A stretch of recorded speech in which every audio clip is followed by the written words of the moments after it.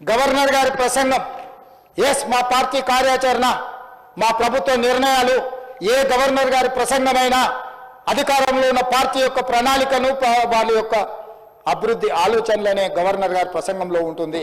అందుకే ఏ విషయాలలో మనకు భిన్నాభిప్రాయాలు ఉన్నా గవర్నర్ గారి ప్రసంగం పట్ల భిన్నాభిప్రాయాలు ఉండొద్దు. ఒకవేళ భిన్నాభిప్రాయాలు ఉంటే పరిపాలనపరమైన అంశాలే ఉండాలి తప్ప గవర్నర్ గారిని కించపరిచే విధంగా ఉండకూడదు. ఇది మంచి సాంప్రదాయం కాదు. గవర్నర్ గారు కలిస్తే తప్పు పడతారు, ప్రధానమంత్రిని కలిస్తే తప్పు పడతారు, ఢిల్లీకి వెళ్తే తప్పు పడతారు, భూసేకరణ చేస్తే తప్పు పడతారు, ఉద్యోగ నోటిఫికేషన్లు ఇస్తే తప్పు పడతారు, కొత్త నగరాన్ని నిర్మించుకుంటే తప్పు పడతారు, మూసి ప్రక్షాళన చేస్తే తప్పు పడతారు. ప్రజలందరికీ ఈ ప్రభుత్వం మీద కోపం ఉంది, ఈ ప్రభుత్వం మీద కోపం ఉంది అంటారు. ఎందుకు కోపం ఉంటుంది అధ్యక్ష? ఆడబిడ్డలకు ఎందుకు కోపం ఉంటుంది అధ్యక్ష నా పట్ల?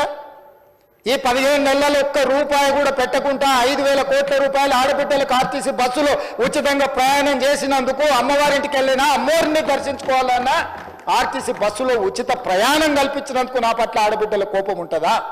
1000 ఆర్టీసీ బస్సులు కొని ఆడబిడ్డల్ని కోటీశ్వరులను చేసి వాళ్లను ఆర్థిక స్తోమతతో నిలబెట్టినందుకు ఆడబిడ్డలకు నా మీద కోపం ఉంటుందా?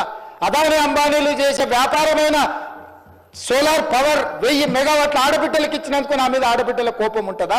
వాళ్ళ పిల్లలు చదువుకుంటున్న పాఠశాలల్లో అమ్మ ఆదర్శ పాఠశాల పెత్తనం వాళ్ళ చేతికి ఇచ్చినందుకు నా మీద కోపం ఉంటుందా? 200 యూనిట్లు ఉచితంగా కరెంట్ ఇచ్చినందుకు నా మీద కోపం ఉంటుందా? ఆడబిడ్డలకు ఎందుకు నా మీద కోపం ఉంటుంది అధ్యక్ష? ఆడబిడ్డలకు పెట్రోల్ బంపులు ఇచ్చిన అధ్యక్ష, మర్చిపోయినా, నారాయణపేటలో ప్రారంభించిన ప్రతి జిల్లా కేంద్రంలో మొట్టమొదట ఆడబిడ్డలు పెట్రోల్ బంకులు పెట్టి నడుపుకునే విధంగా ఆడబిడ్డలను ఆర్థికంగా నిలబెట్టినందుకు నా మీద కోపం ఉంటుంది అధ్యక్ష. అదేవిధంగా ఇందిరా మహిళా శక్తి పేరు మీద భవనాలు జిల్లాల పరంగా మొత్తం ఇచ్చినందుకు నా మీద ఆడబిడ్డలకు కోపం ఉంటుందా? ఎందుకు ఉంటుందని అడుగుతున్నా అధ్యక్ష. విద్యార్థులు, నిరుద్యోగ యువకులకు నా మీద కోపం ఉందంటున్నారు.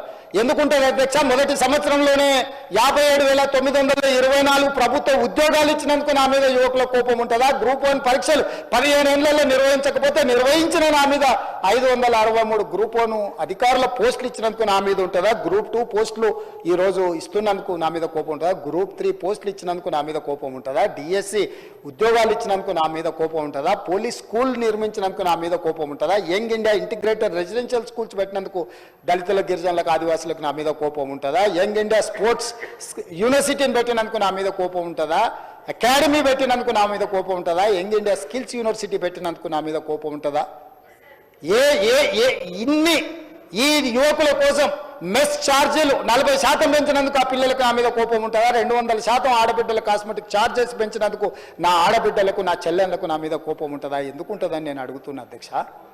నా రైతులకు, తెలంగాణలో ఉండే రైతులకు, లక్షలాది మంది రైతులకు, 25,35,000 మంది రైతులకు 20,617 కోట్ల రూపాయలు 2 లక్షల వరకు రుణమాఫీ చేసినందుకు రైతులకు నా మీద కోపం ఉంటుందా? రైతులు పండించిన పంట సన్న వడ్లకు 500 రూపాయల బోనస్ ఇచ్చినందుకు నా మీద కోపం ఉంటుందా? దేనికోసం నా మీద కోపం ఉంటుంది అధ్యక్ష? ఇందిరమ్మ ఇండ్లు 4.5 లక్షల ఇండ్లు పేదల కాన్స్టిట్యున్సీకి 3,000 ఇచ్చి 25,000 కోట్ల రూపాయలు ఖర్చు పెడుతున్నందుకు పేదలకు నా మీద కోపం ఉంటుందా అధ్యక్ష?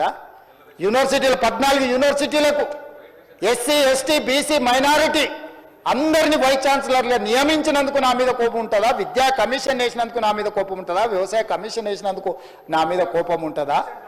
రేషన్ కార్డ్స్ ఎన్నో ఏళ్ళ నుంచి రేషన్ కార్డులు లేకపోతే కొత్త రేషన్ కార్డులు ఇచ్చినందుకు నా మీద కోపం ఉంటుందా? సిలిండర్లు 500కి ఇచ్చినందుకు కోపం ఉంటుందా? ఎందుకు కోపం ఉంటుందని నేను అడుగుతున్నా అధ్యక్ష.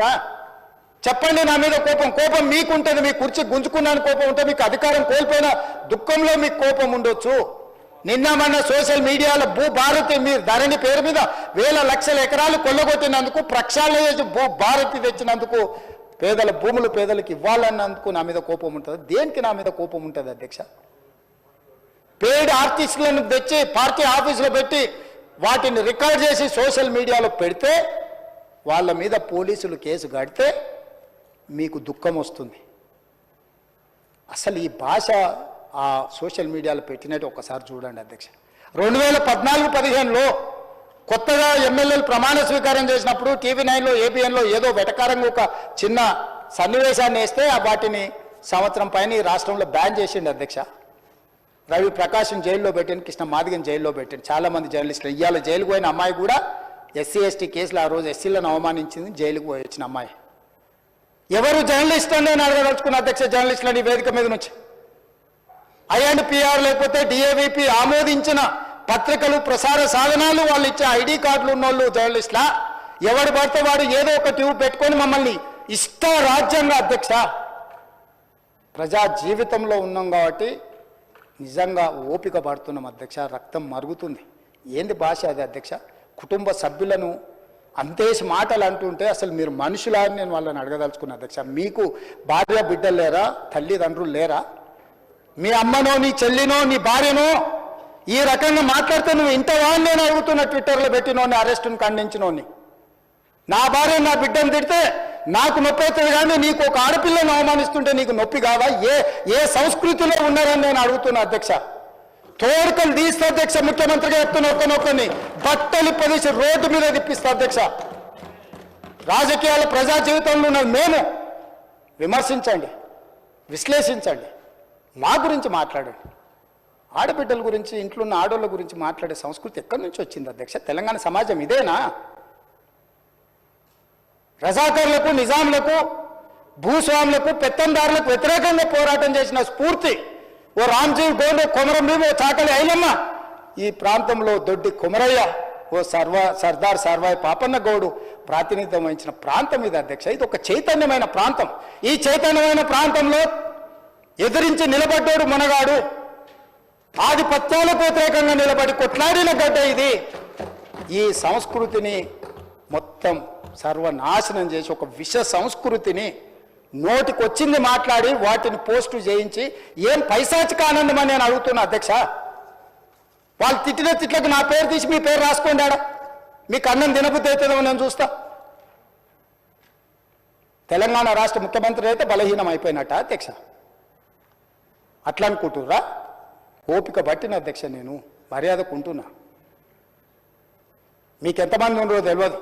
నాకు చికాకు వచ్చిందని తెలిస్తే లక్షలాది మంది పిల్లలు రోడ్డు మీదకి వచ్చి బట్టలిప్ప తీసుకొడతారు అధ్యక్ష ఒక్కడినొక్కడిని.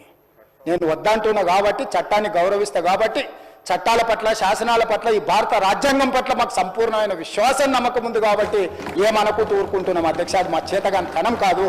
చంద్రశేఖరరావు గారు నీ పిల్లలకు చెప్పు, ఇది మంచిది కాదు, నువ్వు అనుకుంటున్నావేమో ఇట్లా ఏదో చేస్తే మానసికంగా కుంగదీసి దెబ్బతీసి రాజకీయంగా ప్రయోజనం పొందుదామని నువ్వేమైనా కలలుగా అంటే నువ్వు అనుకుంటున్నావేమో. అట్లా కుదరదు చంద్రశేఖరరావు. నేను చెప్పదలుచుకున్నా, హద్దు దాటితే మాట జారితే దాని ఫలితం ఎట్లుంటుందో అనుభవిస్తారని నేను చెప్పదలుచుకున్నా అధ్యక్ష. పదవి ఎంతకాలం ఉంటుందని కాదు, ఎట్లా ఉన్నామనేదాన్ని నేను లెక్క కడతా అధ్యక్ష. ఆత్మగౌరవం చంపుకొని పదవి కోసం లాలూచిపడి దిగజారే రాజకీయాలు నేను చేయను అధ్యక్ష. ఉన్నంత కాలమే ఉంటా, నిటారుగుంటా, నికార్సుగుంటా. ఏది పడితే అది మాట్లాడితే ఇక నుంచి ఊరుకొని నేను చెప్పదలుచుకుంటా. మీరు అనుకుంటున్నాం ఏది పడితే అది బాగా మాట్లాడితే చెల్లిపోద్ది, లేకపోతే కోర్టుకు పోతే బెయిల్ వస్తుంది, లేకపోతే ఈడిపోతే అది వస్తుంది, ఆడిపోతే ఇది వస్తుంది, మానసికంగా మమ్మల్ని దెబ్బతీసి ప్రయోజనం పొందాలని. అవసరమైతే చట్టాన్ని సవరించే పని అని చేస్తాం. ఏం భాష అధ్యక్ష? ఒకసారి మీరు చూడండి అధ్యక్ష.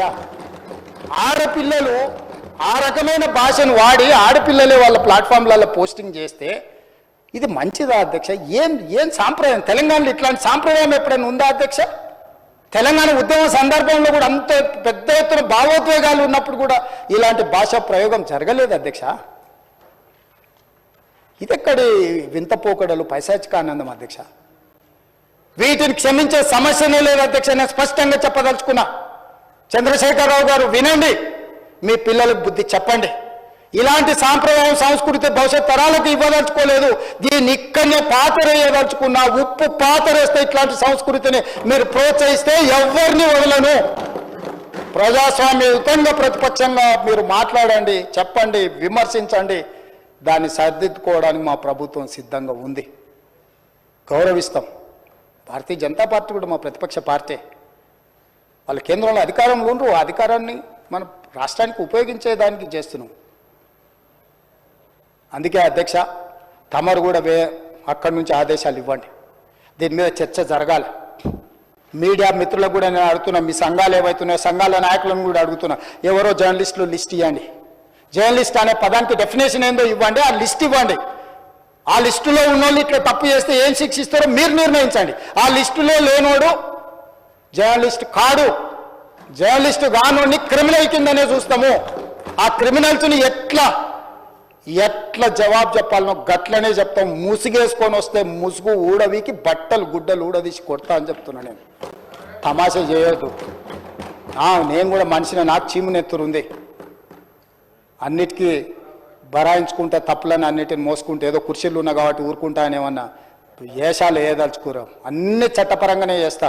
చట్టాన్ని పరిధి నేను దాటను. ప్రతిదానికి ఒక శిక్ష, ఒక విధానం ఉంది.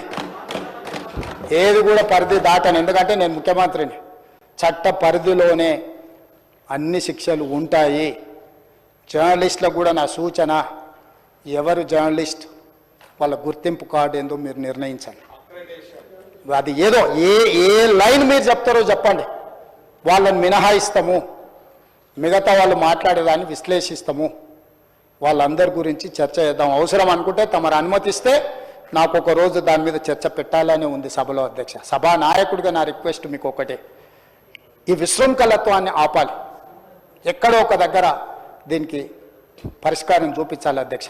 పరిష్కారం చూపించకపోతే భవిష్యత్తులో ఈ తెలంగాణ సమాజానికి ఇది ఒక చీడపురుగులాగా ఈ వ్యవస్థను దెబ్బతీసే పరిస్థితి వస్తుంది.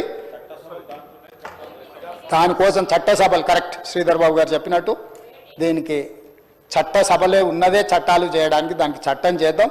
ఒకసారి తమ నేతృత్వంలో ఆదేశిస్తే లెజిస్లేటివ్ అఫేర్స్ మినిస్టర్ గారు జర్నలిస్ట్ సంఘాలను కూడా పిలిచి, అదేవిధంగా ఐఎన్పిఆర్ మినిస్టర్ గారు కూడా నా సూచన, మీరు పిలిచి కూర్చోబెట్టి మాట్లాడండి, ఇది చర్చ చేయండి. దీన్ని వదిలేసి ఊరుకుంటే ఎవరినో ఒకరిని అన్నారని కాదు, ఇది ఎవరినన్నా మనల్ని అందరిని అన్నట్లనే. నా ఒక్కడి ఆవేదన కాదు, ఇది అందరి ఆవేదన వినే నేను ఈరోజు నేను చెప్పదలుచుకుంటాను. నన్ను ఒక్కరిని ఏదో అన్నారు ఇదని కాదు, ఇది మాత్రం మాత్రం మంచిది కాదు. మీరు చర్చ పెట్టండి, దీని మీద చర్చ జరగాలి. ఒక మంచి సాంప్రదాయానికి తెలంగాణ వేదిక అవ్వాలి.